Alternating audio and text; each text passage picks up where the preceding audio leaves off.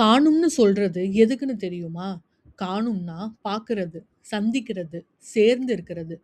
இந்த நாள்ல வீட்டுக்குள்ளேயே அடங்கி இருக்காம மனுஷன் வெளியில போகணும். அவன் உறவுகளை பார்க்கணும். அவன் நண்பர்களை சந்திக்கணும்.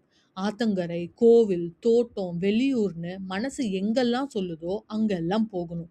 ஃபோன் ஸ்க்ரீன்குள்ளேயே இருந்து வாழாம மனுஷன் மனுஷங்கிட்ட வரணும்.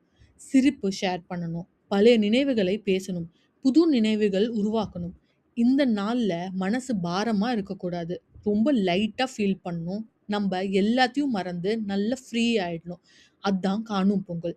சொத்து மட்டும் இல்லாம சொந்தமும் முக்கியம்னு நமக்கு மறுபடியும் சொல்ற ஒரு அழகான நாள் தான் இந்த காணும் பொங்கல்.